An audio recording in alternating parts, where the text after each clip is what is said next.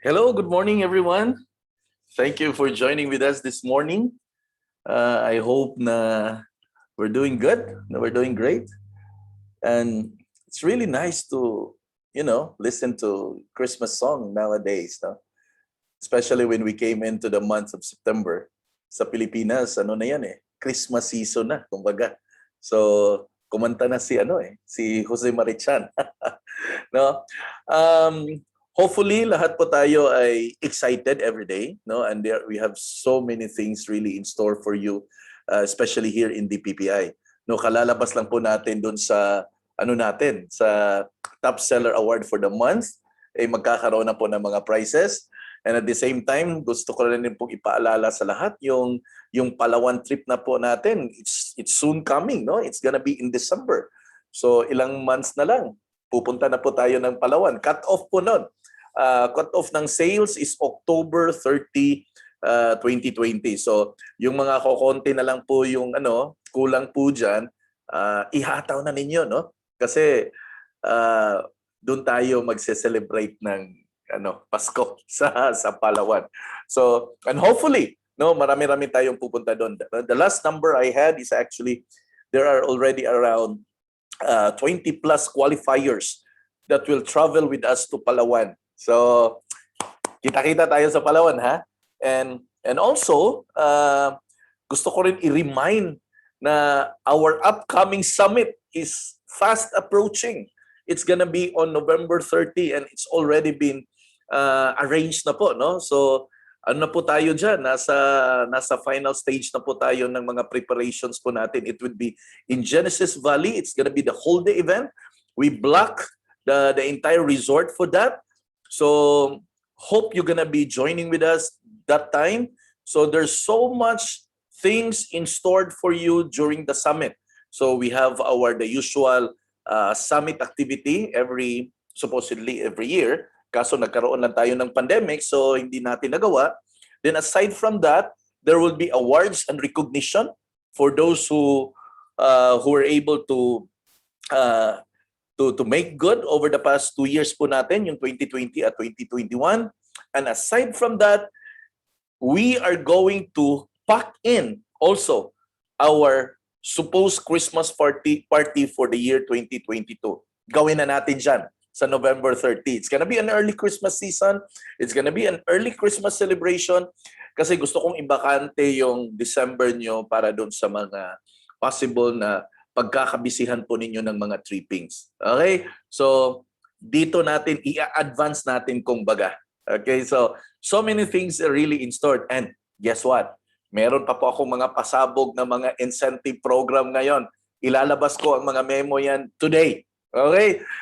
Marami ho akong prepare na mga incentive program towards the approaching ng end of the year. Meron pa akong niluluto dito na top recruiter incentive, mga ganun. Tapos basta ang dami, mga 2 or 3 more incentive programs na ipapalabas ko today.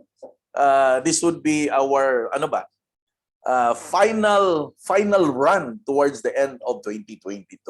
Kaya guys, atabayanan niyo po 'yan.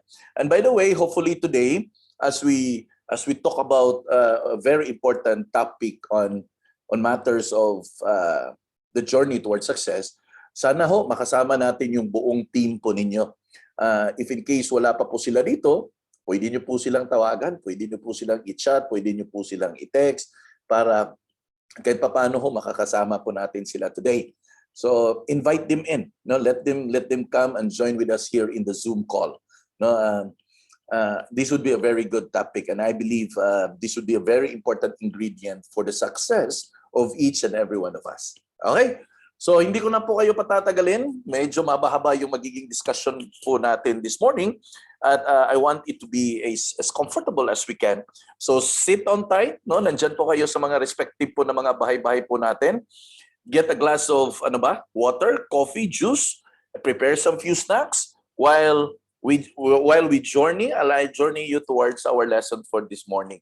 So thank you for those who are joining with us this morning all the way Luzon, Visayas, and Mindanao. We have representatives from Luzon. We have from Mindanao as well. And of course, we have a lot coming from the Visayas region. Okay? So, eto na. Ngayon ho, pag-uusapan po natin, this is actually my topic this morning, no? Lead humbly. This is actually the path of servant leadership. Now, the reason why I chose this one, baba ko muna to ha, so that I can give you a good introduction. The reason I chose this topic about leadership, because no matter how beautiful, how good, how lucrative your opportunity is, without the basic ingredient that will bring you towards success, and that is the so-called leadership, you will never be able to experience the so-called success. A lot of people actually desire to be successful in any endeavor na gusto nilang pasukin. In fact, if you're gonna ask them, what are your plans, what are your goals, and eventually they're going to tell you, I want to be successful in this kind of endeavor. Well, as much as we want to be successful sa lahat po ng anggulo, whatever business you are in right now, ang iba sa inyo ay meron po kayong direct selling business, ang iba sa inyo ay nag-network marketing business gaya ng TPC. So, whatever business is that is a good opportunity. Now, whatever business you're in. But what will bring you towards the so-called success is not actually found in your opportunity. Ito gusto ko klaruhin. Those opportunity na meron po kayo, na bit-bit ninyo ngayon, those are good opportunity. But yung desire ninyo to be successful, unfortunately, wala doon sa bit-bit mo na opportunity. Alam mo na saan? Nasa iyo. The ticket that will bring you to wherever you are right now and to the so-called success, one very important ingredient that will bring you there is actually the element of leadership. Not all people perfectly understand that this is highly needed. That's the reason why ang dami hong mga tao na pumasok po sa isang negosyo, direct selling business, network marketing business, pinasok po nila yon. They think that if they just remain where they are, if they just choose to become a follower, they thought that it will bring them towards success. Unfortunately, I will say this to you, it won't happen. In order for you to become successful, wherever you are in your journey right now, you've got to have this one element, and that is called leadership. Kasi Chof, wala ako dyan eh. Hindi ako type na person na tumatayo sa harapan eh. Hindi ako yung type na person na madaldal eh. Hindi po ako yung type na person na maboka. No, well, that is not the ingredient of leadership. You don't have to stand in front for you to become a leader. Okay, liwanagin natin ha. Hindi ho kailangan na tumatayo po kayo sa harapan para po kayo ay tawagin na leader. It's not true. You can be a leader in your own category. There are even a lot of people na hindi naman madaldal, mahiyain. Pero you will see the distinctiveness sa kanya because he or she displays the character of a leader. Akala kasi natin yung medyo madaldal, yun yung leader. Kadalasan yung mga madaldal, walang binatbat yun sa buhay eh. Daldal lang ang meron nun eh. Pero it doesn't necessarily mean na kung hindi ka tumatayo at hindi ka madaldal ay hindi ka na leader. There are certain characteristics that will bring one person from one destination to the next. Now, on the process of leadership, I want you to open your mind that everyone is called for the leadership position. Why I said so? Because everyone is actually influencing someone. Di ba? It doesn't really matter if your influence is big or not. The point of the matter is that at a certain point, may ini-influensya po tayong tao. Pag ikaw ay may ini-influensya na tao, ang tawag po doon, you are leading someone. So if you have even one person, kaya nga ito yung sinasabi ko eh, pag magkaroon ka na ng kahit isang downline, ang tawag na po sa iyo ay ano? Leader ka na. Hindi ka kasi kailangan tawagin na leader pag mayroon kang 100 downline or 1,000 downline. No, you don't have to wait for you to have a downline that big for you to be called a leader. The moment meron kang isang recruit, isang downline, ang tawag na po sa iyo ay, anong tawag nga sa iyo pag meron ka ng isang downline? Di ba, apply na? So anong ibig sabihin nun?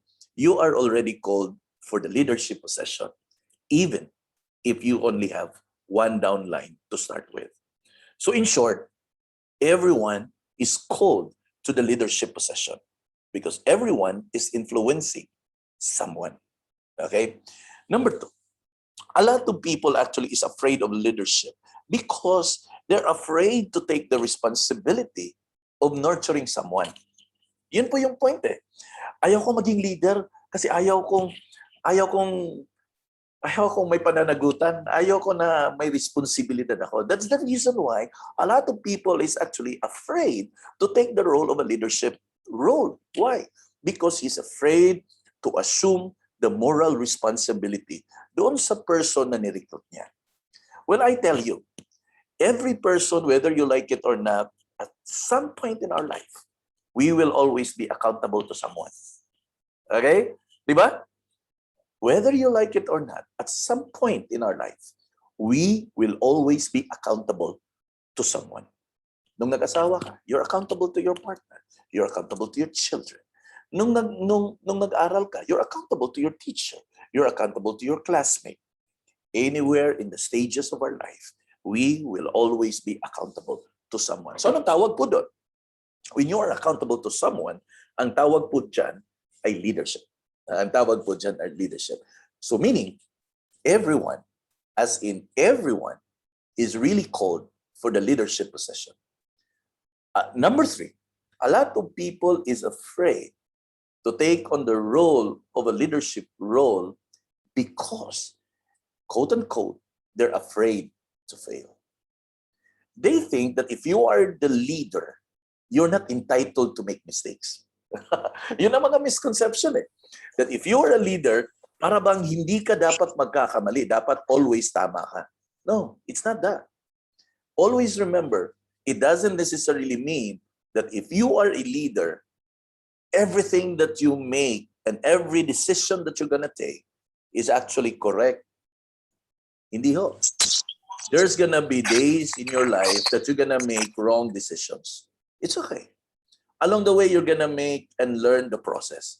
What is important is that you are able to identify the mistakes you had and be able and willing to correct it. And that's the reason why a lot of people na pag binibigyan mo sila ng mga role, sasabihin nila, ay, ayaw ko, baka hindi ko kakayanin, baka hindi ko alam ano yung gagawin. Because ang pinaka-reason po talaga doon is that they are afraid to fail. So if you have all those, I want you to know that it's okay to fail. Yeah? It's okay to fail. I mean, sino bang hindi bumabagsak? Meron. At some point in our life, lahat po tayo may mga pagkakataon na bumabagsak. No? May mga pagkakataon po na medyo hirap din. It's okay to fail. What is not okay is that when you don't learn from the failures you had. So, if that's the case, it's okay to fail, then fail as many as you can. Why? Because you're gonna learn as many as you can as well. Yun lang naman. Alam mo, I'm not afraid to enter any endeavor because I'm not afraid to fail. Not that because I love failing, but because I always make it sure that every time I fail, I always look into the lessons that I need to learn on those failures.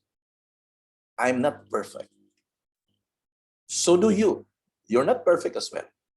But what is important in our journey towards success is that every time we make those fall, is that every time we get up, we will be able to learn the things that needs to be learned so that we will not be able to make the same mistakes over and over and over again. Okay? So don't be afraid to lead. Don't be afraid to lead. Everyone is really called to lead. Okay, so let's start on. No? Up ko muna tong slides natin. So I'll be talking to you not just any kind of leadership, but I want you to lead humbly. No? And this is what I call the servant leadership. But to begin with, let's analyze. No? Ano ba yung leadership? What is leadership for you and me? Marami po sa atin actually is asking na pag ikaw ay may dinadalang tao, leader ka. Pag ikaw ang nangunguna, leader ka. Pag ikaw yung gumagawa at nangunguna at ikaw yung medyo madaldal, leader ka. Now, you can have all of those mga definition of leadership. But for me, ito, ginugol ko lang to guys ha, para magkaroon kayo ng general perspective. Sabi ni Google, ang leadership daw is a person who guides or directs a group. Guides or directs a group. Leadership is ability to lead. Ito yung mga definition ni Google. An act or instance of leading or guidance. Then the leaders of a group is also a form of leadership. Now, si Google pa lang, magbibigay sa iyo ng idea na when you are a leader, there is someone who follows you. Kasi yun yung idea eh. Yun yung concept. If you're a leader, meaning there's someone who is actually following you. So leadership is the ability, an act of guiding and motivating a group of people towards a common purpose. So ito yung leadership. When Google make the definition ito, I draw the definition of leadership based on what Google recommended. For me, I saw that when you are a leader, there's a group of people or even a person who is actually following you, then you are a leader. So for me, leadership is your ability and the act of guiding and motivating those group of people who follows you towards a common purpose. What is that common purpose? The goal, the goal that you have set, the vision that you have casted, yung vision na binato mo sa mga tao, those are actually the common purpose why you are doing what you are doing. So kaya nga very important sa atin in our journey towards success is that the people that follows us clearly knows and determine where we are going. Alam ng mga tao na dito po tayo patutungo.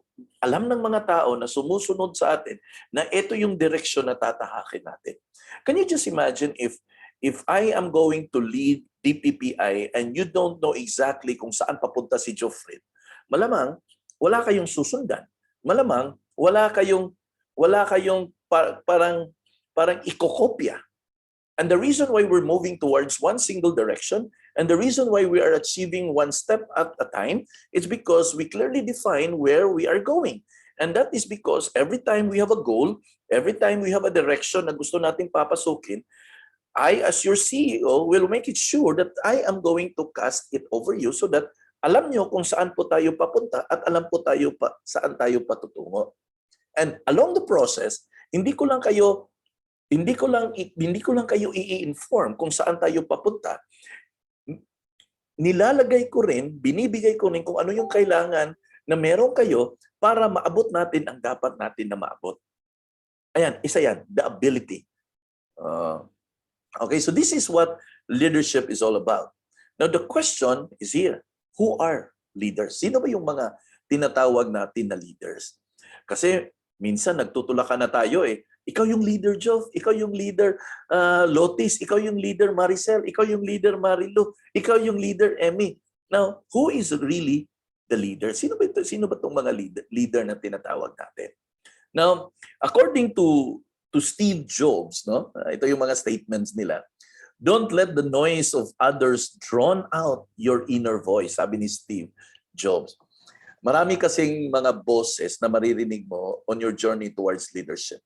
And part of those journeys actually a voice that will tell you that hindi mo kaya maging isang leader. And that inner voice actually just noise, no? At doon ka malulunod at doon ka mako-convince that you are near. Para bang may bumubulong sa iyo, para bang si Satan yun bumubulong na Emmy, hindi ka leader, madaldal ka lang pero hindi ka leader. Parang ganoon ba? But that's a lie, no? That's a lie that somehow we tend to believe na parang totoo kasi yun yung inner voice na napapakinggan natin.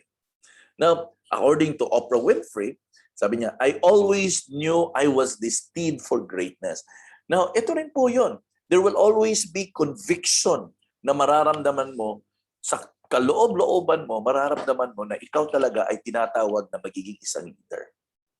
Para bang, paano ba i-describe yung conviction?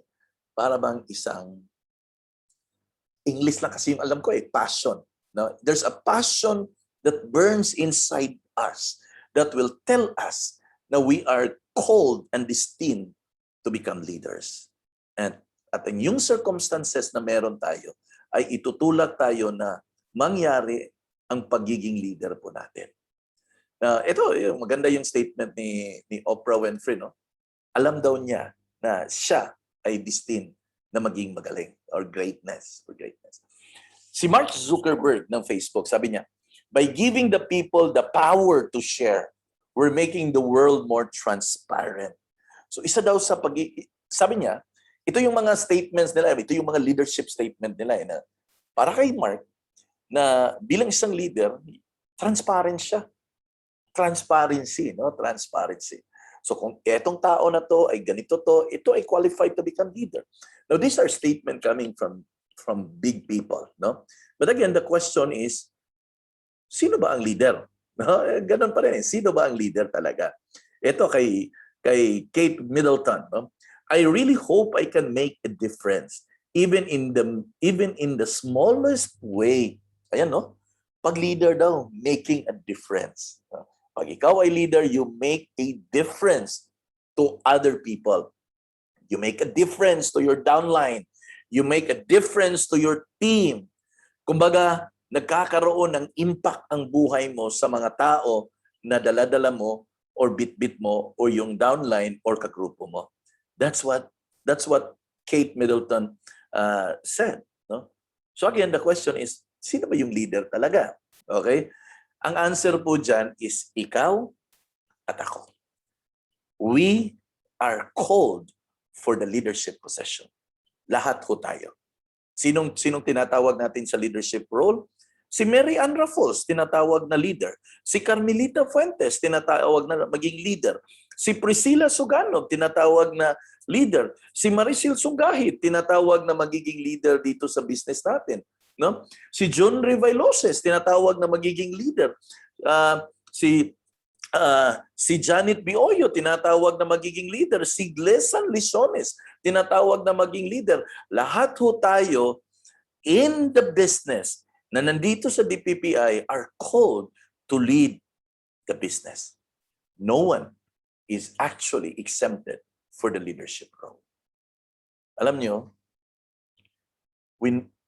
if only all of us really understands and perfectly absorb that you and I, the moment meron kang isang downline na na-recruit dito, ang tawag na po sa iyo ay leader na. Kasi may moral obligation ka to influence this one person, may moral obligation ka na turuan ang tao na to. May moral obligation ka na itong tao na to alalayan mo hanggat matuto siya at alam niya kung paano niya gawin. And in order for you to produce more leader, you've got to show it to them that you are leading. The reason why you are not producing leaders in your group, it's because you yourself did not present or show to your downline the leadership role na meron ka. Kasi kung makikita nila yung leadership role na pinapakita mo sa kanila, ito po ay kokopyahin nila at ito din po ang ipapakita nila doon sa magiging downline po nila. Ibig sabihin, if each and every one of us is displaying the leadership role in every downline na meron po tayo, what will happen is that every downline is ika-capture at kukunin niya, kukopyahin niya para ipapakita din po niya doon sa mga downline na meron siya. So ibig sabihin, if you want your downline na mag-attend ng PKS, ikaw mismo leader mag-attend ka ng PKS. Kung gusto mo ang downline mo mag-attend ng site tour, ikaw mismo na upline ay mag-attend ka ng site tour. Kung gusto mo na ang downline mo ay active na mag-post ng mga benta niya sa social media, ikaw upline ay dapat gawin mo rin siya para makita ni downline ang ginagawa ni upline at kukopyahin ni downline ang ginagawa ni upline. Ang rason kung bakit hindi active ang downline mo, simple lang kapatid, you are not active as well. Meaning, they will only copy what you are doing. Kung tamad si upline, tamad si downline. Kung hindi nag-post si upline, hindi nag-post si downline. Kung hindi mag-attend ng PKS si upline, hindi mag-attend ng PKS si downline. Kung hindi mag-attend ng site tour si upline, hindi mag-attend ng site tour si downline. Kung hindi mag-attend ng workshop sa McDonald's si upline, hindi rin mag-attend si downline sa McDonald's ng workshop. In short, they are just simply going to copy what you are doing. Ganun lang po kasimple ang leadership role natin. Simple lang po. Minsan,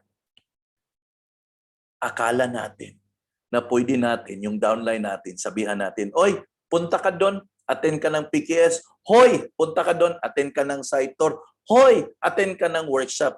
Hindi ho. Being a leader, ang sasabihin mo, tara, attend tayo ng PKS. Tara, attend tayo ng site tour. Tara, attend tayo ng workshop. You've got to go with the team. Kumbaga, ikaw yung general. Hindi siya pwedeng wala ka sa gyera. Dapat nandun ka rin sa gyera.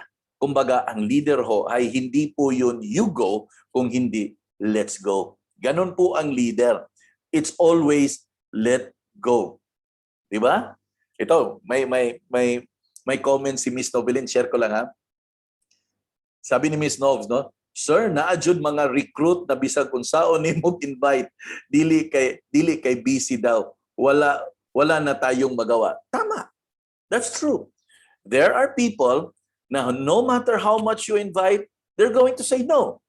But the role here, it's no longer your concern if hindi siya susunod, ay kung susunod siya or hindi. What is the concern of the leader here is you are doing what you are supposed to be doing. Imbitahan mo lang. Kasi ang pag-oo naman ay nasa kanya naman eh.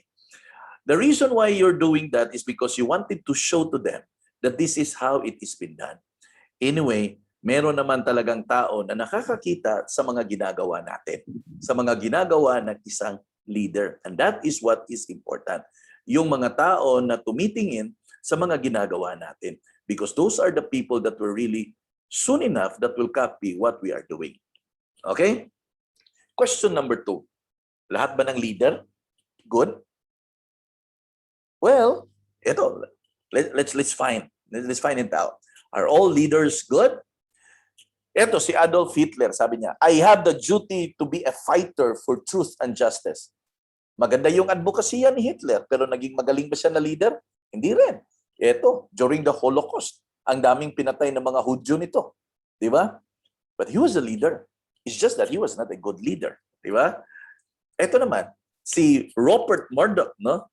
Ng News Corporation, sabi niya, I am a catalyst for change. Ayan, leader yan, no? Kasi catalyst for change ka. Is he good? I believe so.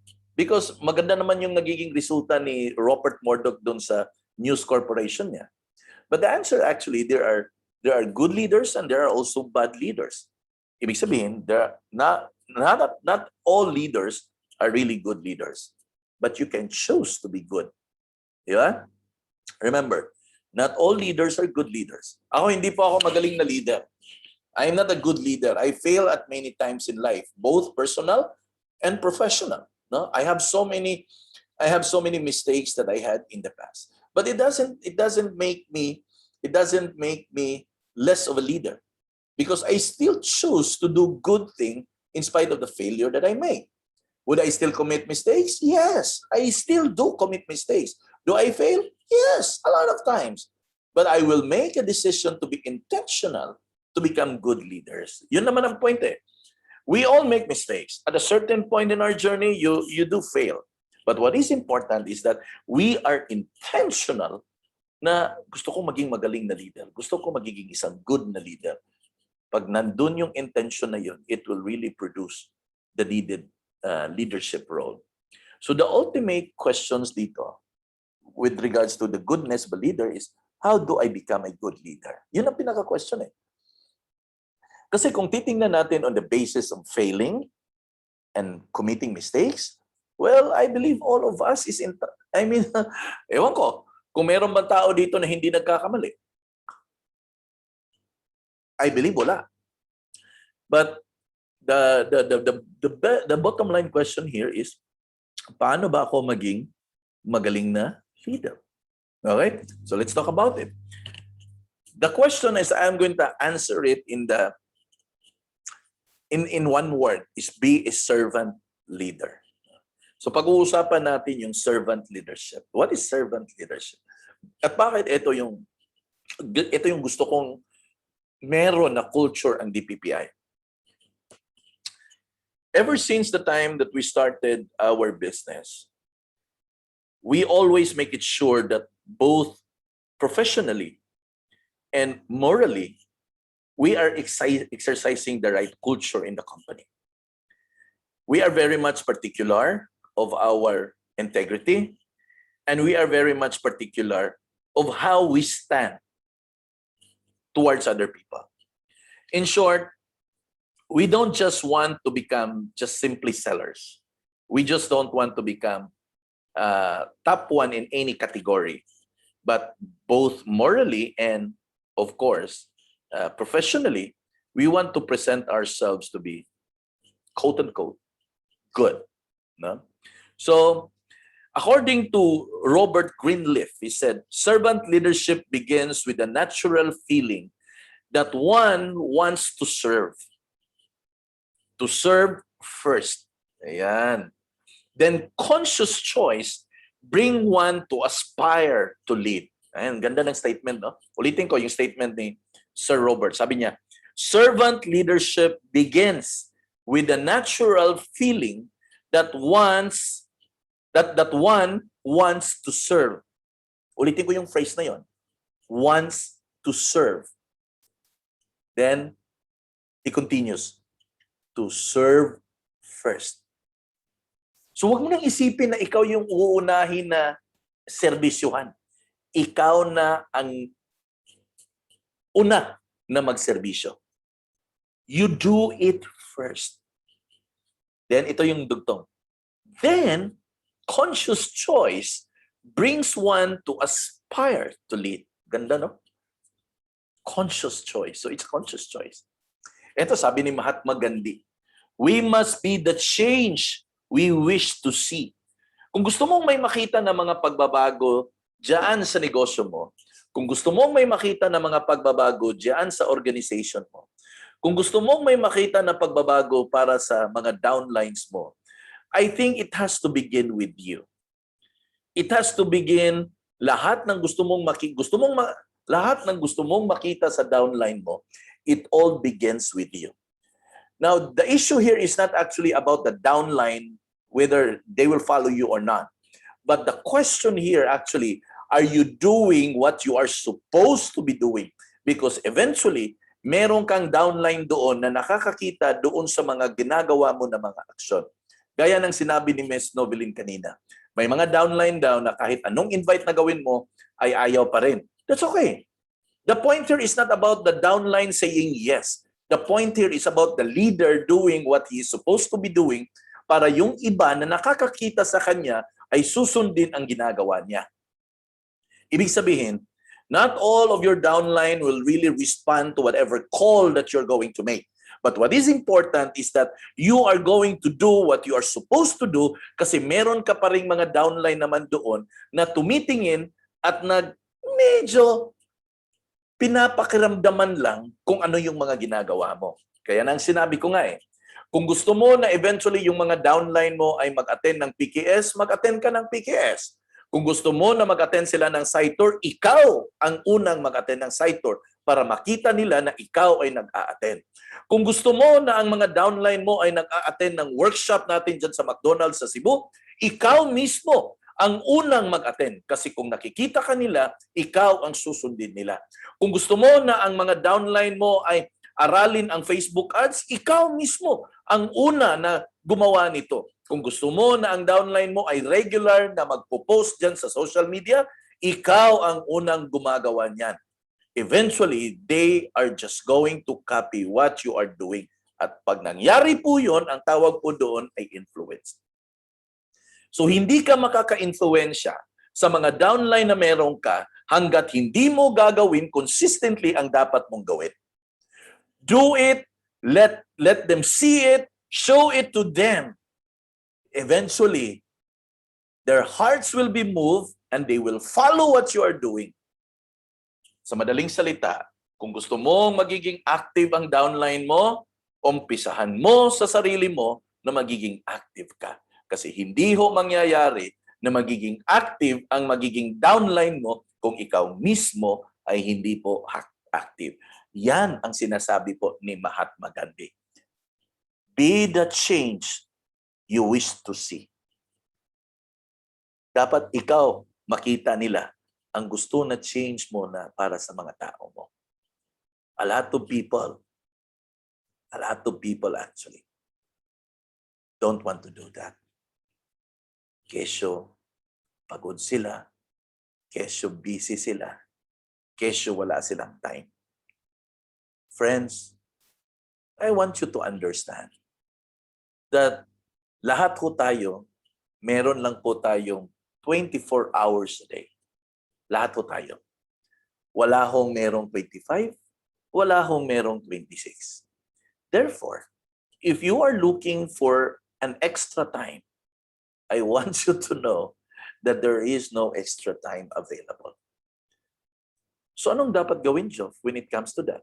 Well, you don't need to find time. You have to make time. Ulitin ko. You don't find time because there are no extra time available. The right thing to do is you have to make time. So ito yung sinasabi ni Mahatma Gandhi. Okay? Ito si Jane Goodall. Sabi niya, change happens by listening, then starting a dialogue with the people who are doing something you don't believe is right. So again, listening. Now, ito yung point niya, pag parating naririnig, eventually, susunod yan sila. Ganon din ang sasabihin ko. Pag parating nakikita nila ang ginagawa mo, susundin eventually ng downline mo. Pag parating kanilang nakikita na nasa site tour, eventually, sasama sila sa site tour. Pag parating kanilang nakikita na nasa PKS, eventually, sasama sila sa PKS. Pag parating kanilang nakikita na nag-attend ng workshop natin dyan sa McDonald's, eventually, yung downline mo ay sasali sa mga workshop. Pag gusto mo, pag ikaw ay nakikita ng mga downline mo na parati kang nagpo-post sa Facebook, yung mga downline mo ay susunod at magpo-post na rin sa Facebook. Ang rason kung bakit hindi sila nag-attend ng PKS kasi ikaw hindi nila nakikitang nag-attend. Ang rason kung bakit hindi sila nag-attend ng site tour kasi ikaw ay hindi kanila nakikita na nasa site tour.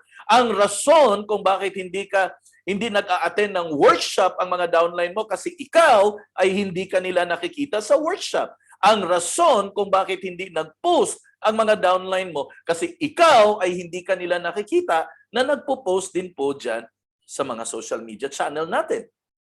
Ganun lang ho kasimple. Wala pong sky rocket science po dito. Ganun lang po kasimple lahat.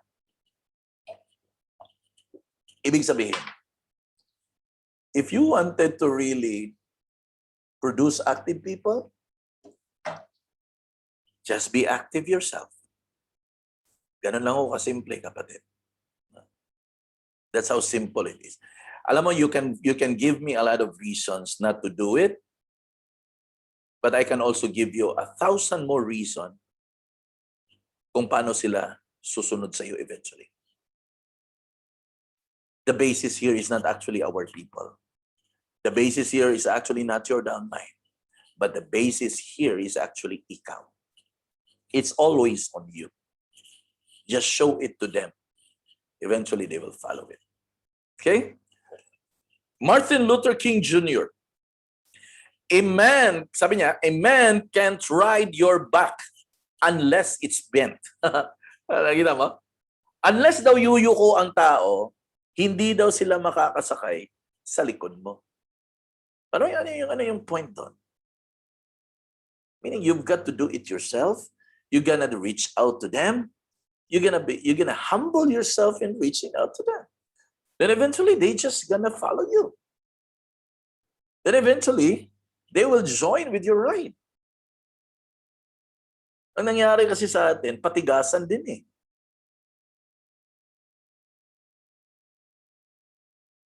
Ayaw ng downline ko mag-attend ng site tour. Pwes, hindi rin ako mag-attend ng site tour. Ganon tayo eh. Hindi mag-attend ang downline ko ng PKS. Pwes, hindi rin ako mag-attend ng PKS. Hindi mag-attend ang downline ko ng workshop. Pwes, hindi rin ako mag-attend ng workshop. Ganon tayo eh. Maliho. It has to begin with you. You've got to show it to them. You've got to model it to them. Can you just imagine? Ganito lang, guys. Can you just imagine if you exactly knew that your CEO is doing nothing? Wala lang si Sir Job nasa bahay natutulog. What will be that impact to you? Ano kaya yung impact nun? Ay, wala namang ginagawa yan sila si Ma'am Juliet at saka si Sir Job. Natutulog lang yan araw-araw. What do you think is the impact?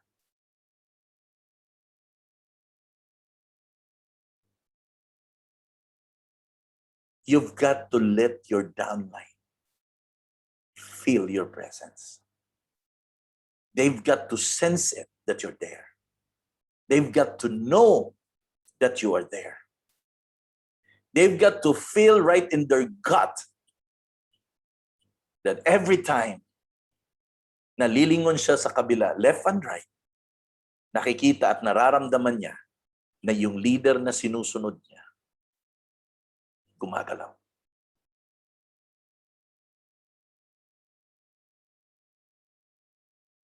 Everyone is called for the leadership position. So ang issue dito is you. Ulitin ko ha. Ang issue dito is ikaw. Because I'm talking to you right now. Not as a downline, not as an upline, but I'm talking to you right now as a leader. Ikaw. Ikaw ay leader ka. And we will begin that with you. Okay? We will begin that with you. Okay? Wait. How can I be a servant leader ba, John? Ano ba yung gagawin ko para mag-qualify ako doon sa sinasabi mo na servant leader? Ano ba yung mga steps? Ano ba yung mga gagawin ko? Okay, pag-aralan natin. 10 characteristic of a servant leader. Ano ba tong mga karakter ng mga leader na to na tinatawag natin na servant leader? Kasi sabi ko, di ba, there are good and there are bad leaders as well. But they are all leaders. At a certain point, nakapag-impact po sila ng tao. At a certain point, nakakapag-influensya po sila ng tao. But the fact of the matter remains that those are still leaders. Yun lang nga, ang resulta, it's either bad or good. But right now, we're going to take a look kung ano ba to ang servant leadership. Okay? Now, number 1, a servant leader knows how to listen and understand. The servant leaders knows how to listen and understand. Now, let me stress this out to you. In leadership, hindi po lahat dito ikaw ang magsasalita. You've got to learn and master the art of listening. Because it is only in listening that you will begin to understand the person, the character, the nature, and whatever issues na meron. Until hindi ka marunong makinig, hindi mo maiintindihan ang tao at ang pangangailangan niya at ang sitwasyon na meron siya. Sometimes, we think that the leader does all the talking. Kasi yun ang nakikita natin eh. Pag leader ka, ikaw yung parating nagsasalita. Hello? Kaya nga marami ng tao na takot maging leader eh kasi ayaw nilang magsalita eh. Maraming tao na ayaw silang tawagin na leader kasi ayaw nila na pupunta sila sa harap at sila yung magsasalita. But that's not actually the case.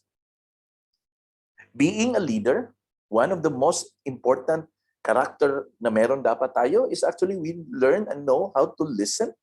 And because it is in listening that we will begin to understand what is the story all about. We don't solve our problems if we keep on talking. But we can solve our problems if we learn to listen to each other and understand with one another. Okay? Number 2, being a servant leader, you need to show empathy. Hindi po simpatya. Ulitin ko ha, hindi po simpatya. Ang simpatya po ay ganito yan. Ay, kawawa naman siya. Naawa ako sa iyo. Hindi po yan. That's not what we need. What we need is empathy. Empathy is putting your shoe in somebody else.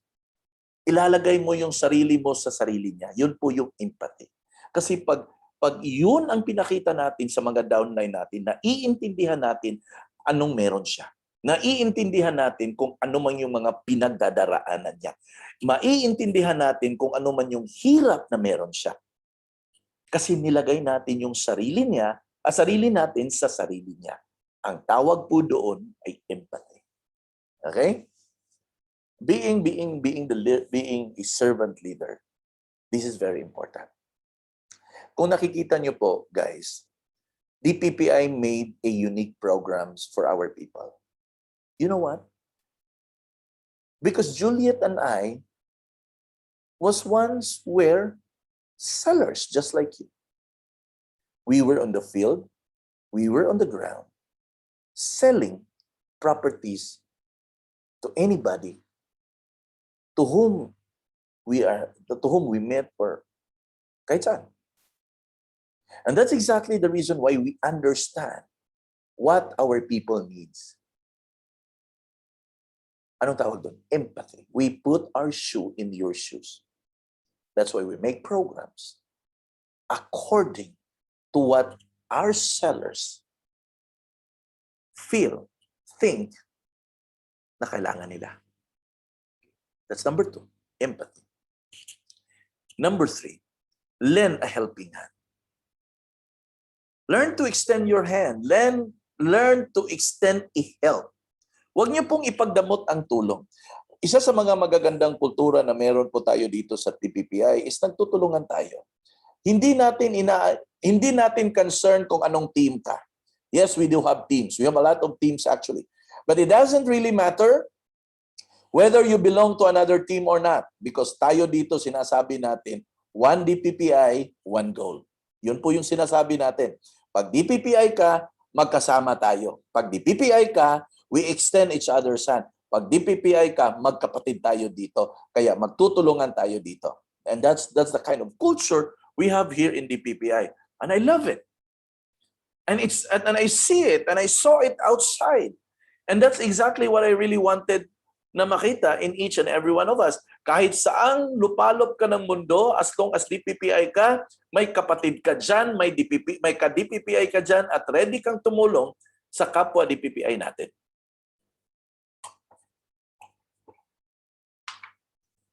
That's the culture na meron si DPPI. That's the reason why we can call someone from Luzon and talk to Glesan and ask for help if we have clients from Luzon. Why?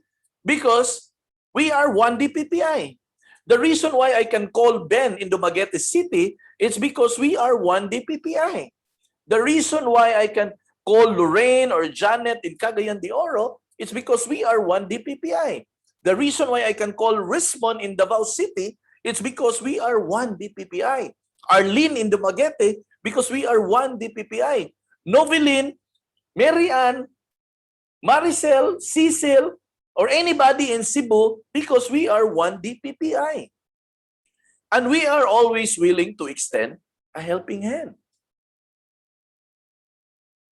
And that's the reason why when everybody or anybody will going to ask in the group chat, when everybody or anybody has the answer, we share. Bakit ho? Because we learn to lend a helping hand. That's the kind of culture na meron po tayo dito sa DPPI. That's number 3. Number 4, be aware. Be aware of what's going on in your team. Be sensitive to what they are feeling. Be sensitive whatever needs they have. Be aware kung ano yung mga kailangan na tulong na gusto niya. In short, may pakialam tayo sa mga downlines natin. May pakialam tayo sa kapwa DPPI natin. May pakialam tayo sa kumpanya natin. Yan lang po ang simply ibig sabihin ng be aware. Okay? Number 5, be persuasive. Ano ba yung persuasive? Makumbinsi. Ayan, okay? In short, whatever things that you have that will benefit other DPPI members, share it to them, convince them to do it, persuade them to do what you are doing. Sabihan na lang natin na, uy, gumamit ka ng one property. Alam mo, ako nakakabenta ako dito sa one property. Uy, mag-subscribe ka ng Lamudi. Kasi nakakabenta ako ng Lamudi eh. Uy, alam mo, nakakatulong ang Facebook ads. Alika, turuan kita. Paano gawin ang Facebook ads? That's what being persuasive is. Convince your downline, convince your teammates, convince your colleague to do whatever things that you're doing that could probably benefit them. Number 6, no? Dream great. Or dream big. Never stop dreaming, my friends. Only dead people stop dreaming. And if you're not dead, you've got to keep that dream, that burning desire alive in you. Now, many times in the past, or even up to today, or even now, there are days in my life that I don't feel like really waking up in the morning and doing the business. Maraming mga pagkakataon po ganun. And there are a lot of times in our life that we just simply feel lazy. We feel tired, actually. But what will push me to wake up, what will push me to stand up, what will push me to do things, even if I don't feel like doing it, is the greatness of my dream. Yung kung gaano kalaki yung pangarap ko. Ang dami kong pangarap para sa mga member ng DPPI. And that's the reason why I'm not stopping. And that's the reason why I'm not slowing down. And that's exactly the reason why we are expanding. Because I have great plans, great dreams for this company, for the benefit of every DPPI member nationwide or worldwide. I'm not just thinking about Luzon, Visayas, and Mindanao. I'm thinking about soon enough I'm going to go to the countries and put DPPI in there. I want to have DPPI Singapore. I want to have DPPI Malaysia. I want to have DPPI Vietnam. I want to have DPPI Saudi Arabia. I want to have DPPI Dubai. I want to have DPPI UK. I want to have DPPI Canada. I want to have DPPI United States. I want to have DPPI in every country as possible. And that's why I'm not stopping. And that's why I keep on moving. And that's why I keep on dreaming. Your dream will bring you to the destination you want to be. Your dream will allow you to wake up in the morning even if you feel tired. Your dream will make you move forward even no matter how many times you are rejected, how many times you are neglected, How many times even you are discouraged, you stand up on your feet, you wake up in the morning and do the things you wanted to do because your dream, the great dream you have, should one day become real.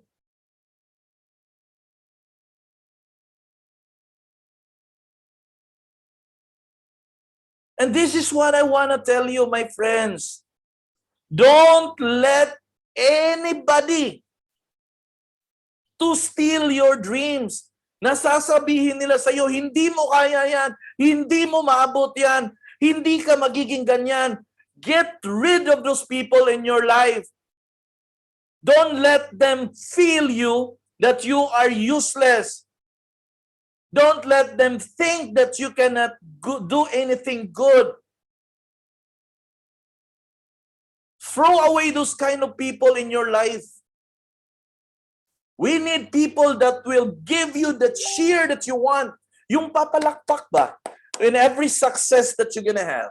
No matter how small it is, there are people that surrounds you that says to you, congratulations, good job, keep it up. Those are the kind of people that we wanted to associate with. Yung mga yung mga negatrons, tapon yung basura yan. Mga walang kwentang tao yung mga nega na yan. Yung mga nega na tao, they are just simply a bunch of losers. Mga losers po yun. And DPPI people are not supposed to mingle with losers. Because we are designed to win. We are winners. We are champions. And champions go with champions. Winners goes with winners. Don't let those people ruin your life. Don't let those people tell you that you cannot be successful, but rather let your success be the loudest shout that will tell them, I am successful. The time that I started DPPI, there were a lot of people that said to us that we cannot make it. There are even a lot of people that attempted to destroy what we have started. There are even a lot of people who, even to the point of dictating us not to pursue anymore. But what we said to ourselves, Juliet and I, we said that we don't let these people influence us the way we think. We don't let these people to define our action in what we are going to do here in this company. But rather, we will let our dreams be our burning desire to keep on moving in order for us to achieve what we wanted to achieve. And that's exactly the same message that I will tell you. Keep on dreaming, my friends. Don't let those dreams, alam nyo, wag mong paliitin yung pangarap mo sa buhay. Libre na ngang mangarap pinapaliit mo pa. Dream big, make it as big as you can. I tell you, ito yung sinabi ko sa mga DPPI members dati. One day, just one day, we all gonna be successful. One day. I always said that to all of the DPPI members one day. In fact, there was one time, Maricel Sungahid asked, ano daw yung ibig kong sabihin nung nag-post ako ng one day? Sabi ko, simple lang. Yung one day na yan, yan yung hope na binibigay ko sa bawat DPPI members na one day. Just one day. All of the things you desire, one day, we're all gonna make happen. One day. Remember that. We only need that one day in our life. Guys, we only need that one day in our life.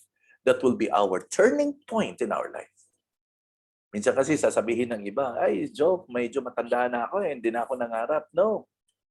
Hindi nyo ba alam na yung Julie's Bake Shop itinayo ni Ma'am Julie, ni Julieta, no, Julieta Gadionco, tinayo niya when she was 50 years old. Imagine, yung Julie's Bake Shop na kinakain natin na tinapay ngayon, ginawa yan ni Ma'am Julieta Gadionco when she was 50 years old. Yung masarap na KFC na kinakain natin, ginawa po ni Colonel Sanders po yun when he was 65 years old. So ano yung point ko? Whether you're young or whether you're old enough, you keep that dream alive in you. Don't let it die down.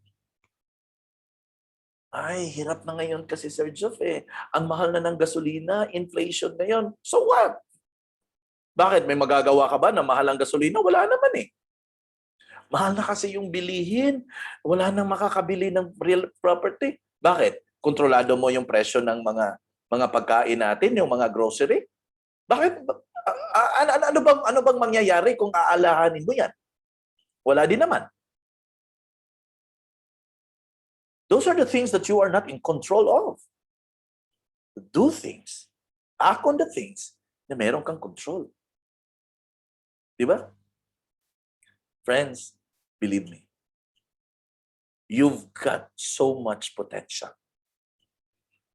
Dami mong potential na pwede mong ibigay dito. And I think, right at your disposal yan. Okay. Number 7, think ahead. Yung colloquial term natin dyan sa Pilipinas, ang tawag po dito, advance mag-isip.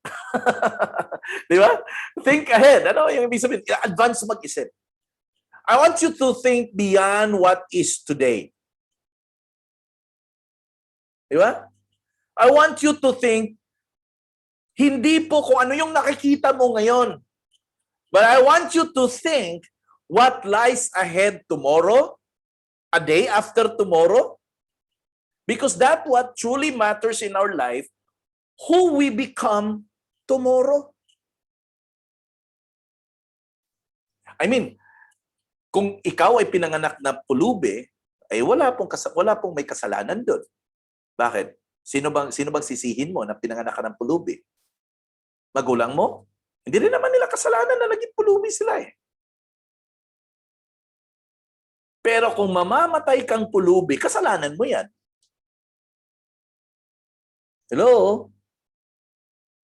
Kung pinanganak tayo na mahirap, hindi po natin kasalanan yan. Pero pag namatay tayo na mahirap, kasalanan natin yan. Tandaan mo yan. Di ba? So you better think ahead. You better think 2, 3, 4, or 5 times ahead of where you are right now.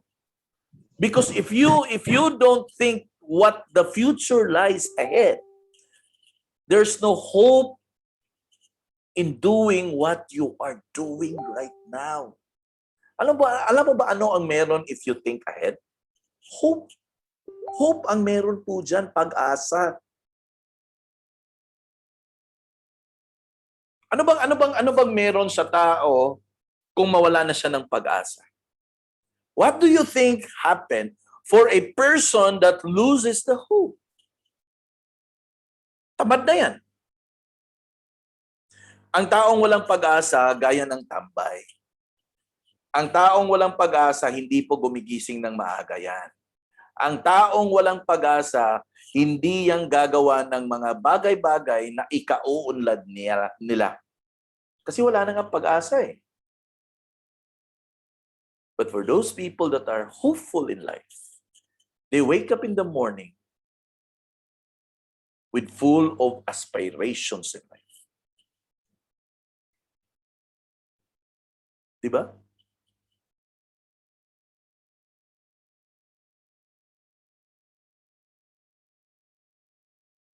Alam mo, I love more. Ako guys, I love mornings. I really love mornings. I like sunset also, but I love more mornings. Okay. For me kasi mornings are sign that God is giving me another day to redo whatever things I had made wrong. Kumbaga, binigyan ako ng chance ni Lord na, Jofren, bigyan kita ng another morning ha, para gawin mo ang mga bagay-bagay na hindi mo nagawa bukas. Jofren, bigyan kita ng morning ngayon ha, para bigyan kita ng chance na i-correct ang mga mali mo kahapon. Jofren, bigyan kita ng morning ha, para bigyan kita ng tsansa na makapag-umpisa ulit.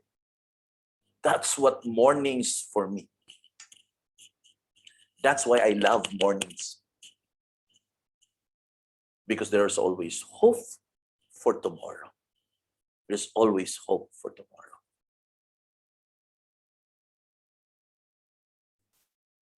You know, guys, keep that hope in you. The day that you're going to lose it, your life is doomed. Remember that. That's the reason why there are a lot of people who commit suicide, because they have lost their hope. A lot of people gave up on living because they've lost hope. And people who succeed in life, those are people that are really hopeful for every day in their life. Those are people that look forward what mornings may bring. And God renews its commitment to us every single morning, that He let the sun rises so that you and I will have a fresh start. Ganda ng Diyos, no? Binigyan tayo ng morning para ma-remind tayo na God is giving us another day to start with. Diba? Ganda, no? I love mornings talaga because it gives me chance to start. Give me chance to start. Number 8, be a steward.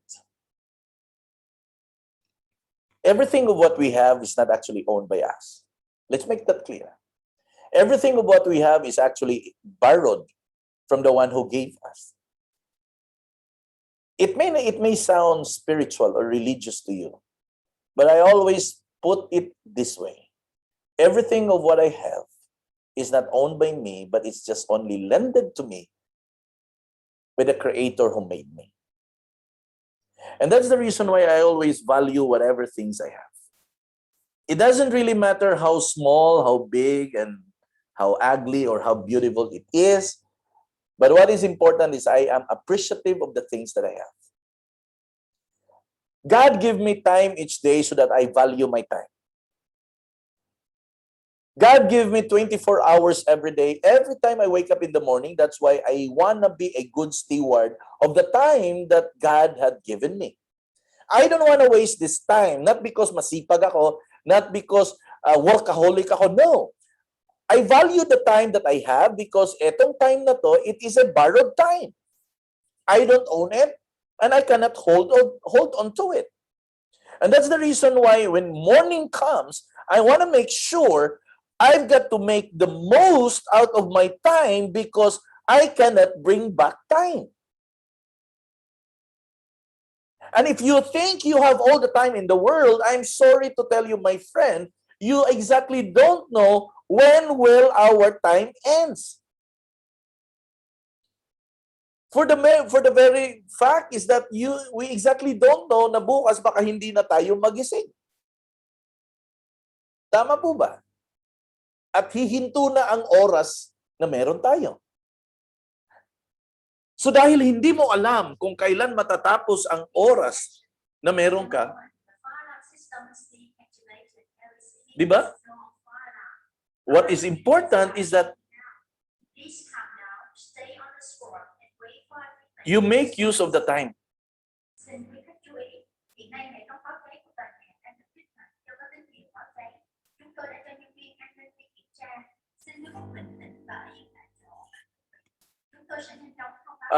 Hold on, ha. I have a very announcement here that there's a fire. I'm sorry. Please attention. At the moment, the fire. St. Wicked Louis Xin quý khách lưu ý, Hold on, I'm sự sorry. cố khẩn cấp trong tòa nhà đã được khắc phục. Xin vui lòng trở lại công việc bình thường. Thành thật xin lỗi vì sự cố đã xảy ra. Xin cảm ơn sự hợp tác của quý vị. Your attention please. Your attention please. The emergency situation in the building is now over. You may resume your normal work activities. Sorry for any inconvenience. Okay. Thank you. Praise God. No? The situation is now in control. Thank you. I'll continue. Sorry. So, yun. Steward. No? Being a good steward is being responsible with our life. Yung tao na meron ka ngayon, yung downline na meron ka ngayon, yun ay bigay sa iyo ng Diyos. Take care of that. What you're going to do with that, with the downline na meron ka ngayon, is you let them grow. Be a good steward of those downlines na meron ka. Spend time with them. Turuan mo sila. Go with them so that you can coach them. Don't just let them go to wherever they want to go and let them accompany to everyone who anybody na gusto nila masamahan. No. You make them grow. Be a good steward to the downlines na meron ka.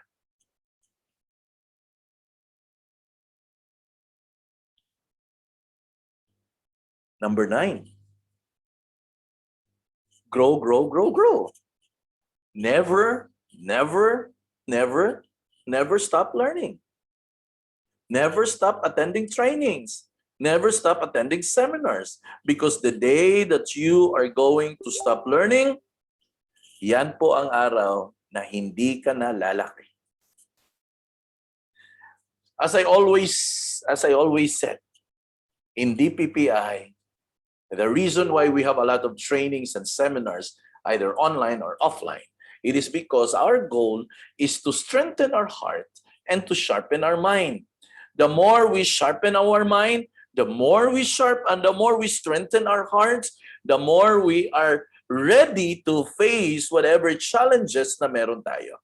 We are ready to face whatever rejection na meron. We are ready to face whatever discouragement na meron. In short, handa tayong makipagyera. So never stop learning. Don't ever think na alam mo na lahat because pag nangyari yan, naku, patay kang bata ka. You are not going to endeavor to learn more and more. Okay? Huwag mong isipin na magaling ka na at alam mo na lahat at hindi mo na kailangang matuto pa ng matuto. Never, never, never, and never stop growing and stop learning. Keep on learning so that you will keep on growing. And number 10, build a community. And I highlighted the word there, unity. There is power when we are united. There is power when we are one. There is strength when we are one. Our community will be our source of inspiration. Our community will be our source of encouragement. Our community will be our support group when times that there are down moments in our life. They will be our source of aspirations in life. They will be our cheerleaders, actually. Okay? Our community will be our cheerleaders in whatever endeavor na meron tayo. Sila po itong papalakpak sa atin pag tayo ay nagwagi. At sila din ito ang aalalay sa atin kung tayo ay madadapa.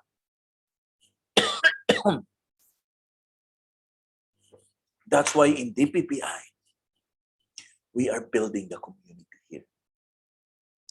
Okay? We're building the community. So to recap, you listen, be empathic, you lend a hand, be aware of the people that you have in your organization.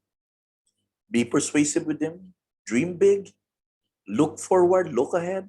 Be a good steward of everything that you have, including the time and the people that you have right now.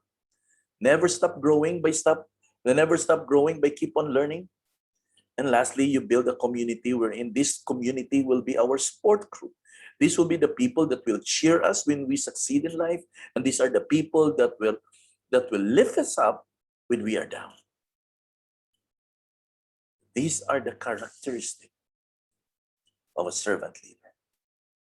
And if you have this, kung meron ka nito, I will guarantee you, my friends, you will succeed in the journey here in the PPI. The journey towards success. Success is not just about making money, but success is about fulfillment in life, making the most out of our life. Money is just one of those. Kasi sabi nila, pag successful ka, mapera ka. I don't believe that. Because there are a lot of people who has the money, but they're not happy. I also have seen a lot of people that they have the money, but they were slave to money. I've also seen people that even though they have a lot of money, malungkot pa rin sila. And for me, success is all about fulfillment in life. Fulfilled life po para sa akin ang success. And you can only have that when you learn to become servant leaders. When we learn to become a servant leaders. Okay? So ano yung pinaka-secret ingredient to become a servant leader? Your emotional intelligence, your EQ, your emotional quotient. Alam mo, totoo yan. The mind is powerful. But if you lead with your mind alone, you will not effectively influence the people that surrounds you. Ulitin ko ha. If you only lead because of the intellect you have, I'm sorry to say, you will never be able to influence the people that surrounds you. If you wanted to influence the people that surrounds you, you use this one and this one, the heart. That's where the emotional intelligence comes. A lot of people don't dare to master EQ. Kaya nga may mga taong matampuhin. Sa Bisaya, baluoran. Bakit? Kasi hindi nila alam at minaster si emotional intelligence. May mga taong manhid. Bakit? Kasi hindi nila alam ang EQ. Okay? So in order for you to really be able to exercise servant leadership, be sensitive. Know what your heart beats. Okay? Emotional intelligence, sometimes it's called EQ. It is the ability to fully understand one's self and relate well with others. Ulitin ko ha. Emotional intelligence is the ability to fully understand one's self and relate well with others. You just don't relate, but you understand yourself. Kasi minsan nakakasakit na rin tayo. Diba? Ako, may mga pagkakataon ako na ganyan. Nakakasakit ako. Minsan ako rin nasasaktan. Pag ako ang nasasaktan, pwede rin namang magtampo ako. Pero ano yung mangyayari? O, di ba? So in short, this is a lifelong process in mastering EQ. Walang perfect po dito, guys. Ha? Walang perfect. But we can be conscious enough about EQ. Okay? Ito, lastly, no? 4 points for moral leadership. Kasi itong moral leadership, konektado po to sa servant leadership. Okay? Number 1, set noble goals. What are your goals? Ang goal mo ba, kumita lang ng pera? Ang goal mo ba, makabili lang nito, makabili lang yan? Or ang pinaka-goal natin dito ay matulungan natin ang bawat isa sa atin. Noble goals. Find something bigger than money, in short. Because if you're going to work for money, the moment you have the money, you will be craving for more money. And the next thing you know, yung money na meron ka ay hindi po siya sapat. So I want you to find a goal bigger than money itself. Because if your goal is bigger than money itself, money will just simply fall. Di ba? So find it. Look for it. Next is take active steps to pursue them. Ano ba yung ginagawa mo sa goal mo? Goal lang? Or are you making actions towards it? Kasi hindi lang naman pwedeng may goal ka, hindi lang naman pwedeng may plano ka. Pero ang question ko dito, ano ba yung ginagawa mo sa mga plano na gusto mo? Are you making those bold steps? Diba?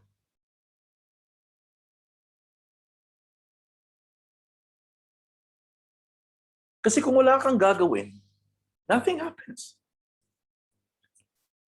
I was chatting to few of our agents yesterday and I was actually recommending them one property because it's producing good prospects. Pero mayroong isa doon na nagsabi na, hindi na ako nag-post sa job kasi walang inquiry eh. So nagtanong ako, ilan bang project pinost mo sa one property? Sabi niya, isa. O, natural. Wala ka talagang inquiry kasi isa pa yung na-post mo. Ang instruction ko, 15 to 20 post ang ilagay mo para magkaroon ka ng inquiry. Wala pa kasing inquiry, Sir Jeff eh. Bakit? Natapos mo na yung 15 to 20 post na sinabi ko? Hindi pa, Sir Jeff eh. Okay lang mo gawin yun. Di ba? You have the tools. Sinabi ko na nga eh, mag-one property ka eh, kasi may mga inquiry din dyan eh. E di tapusin mo agad. Tapusin mo yung 15 to 20 posting dyan sa loob ng one property para makakita ka ng resulta, para magkakaroon ka ng inquiry. Dumaan ang araw, dumaan ang linggo, dumaan ang isang buwan, yung laman ng one property, isa pa rin. Hello? So are you taking the bold steps in order for you to pursue and reach your dreams? Are you willing to pay the price yourself? There are sacrifices that you're going to take. If you want to reach something, if you want to have those goals really happen to your life, there's gonna be days in your life na medyo late ka na matulog, medyo pagod talaga, medyo magpakahirap ka talaga sa pagpo-post, magpakahirap ka talaga dun sa mga site tour at saka PKS. There will always be a price to pay. Because success doesn't just simply comes easy. Because kung madali lang magiging successful, di sana lahat ng tao successful na sa buhay. Unfortunately, it's not. You've got to put in something in order for you to receive something. In short, there will always be a price to pay for you to become successful. Ask others to pay a price as well. In short, sabihan mo yung downline mo, ganon din. Be willing to pay the price. Because in DPPI, this is a community business. The success of your downline is your success. If you wanted to achieve more in life, you let your downline achieve more in life.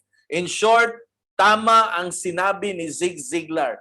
if you want if you want to have enough, help enough other people get what they want for you to get what you want. Kung gusto mo daw makuha yung mga gusto mo, tulungan mo ang maraming tao na nasa baba mo na makuha yung mga gusto nila. Kasi kung makuha nila yung gusto nila, makukuhan mo na rin yung gusto mo. Ganun lang po kasimple, kapatid. Teach enough or help enough other people get what they want for you to get what you want. So here are my takeaways before we're going to end the session today kasi mag 12 o'clock na po. 12 o'clock na pala po dyan and lunchtime na. Okay? So ano yung mga takeaways natin dito? Look at the leader in you. Look at whatever characteristic na meron ka and you work on it. At tingnan nyo rin po kung ano yung kulang sa'yo. Idagdag mo. Ask yourself, are you a good leader or are you a bad leader? What it takes for me to become a good one? Huwag na nating pag-usapan kung ano yung meron sa bad kasi hindi naman yung goal natin. Tanungin mo yung sarili mo, servant leader ba ako? May mga downline ba ako na servant leader? Ano ba yung emotional quotient ko? Matampuhin ba ako? Madali ba akong masasaktan?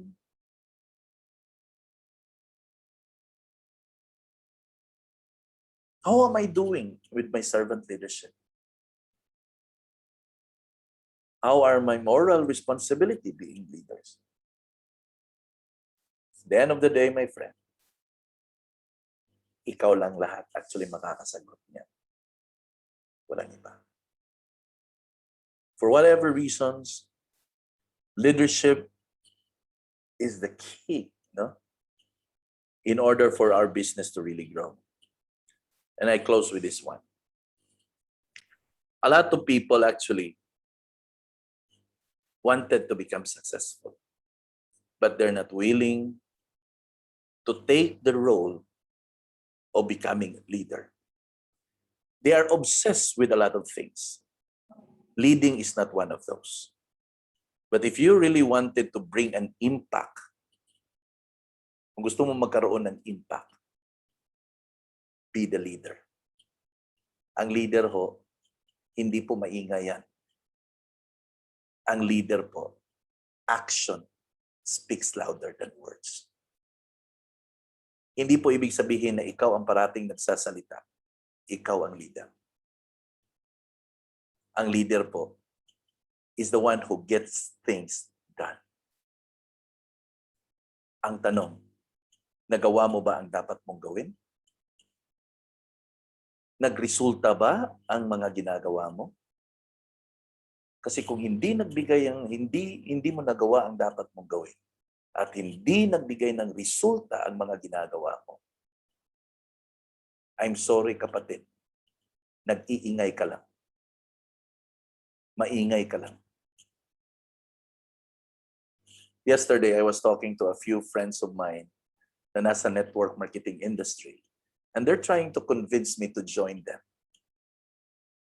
And the way they presented it to me is, ayun, sinabi na, oh, ito top earner to, ito yung ganitong kinita nila, ganyan.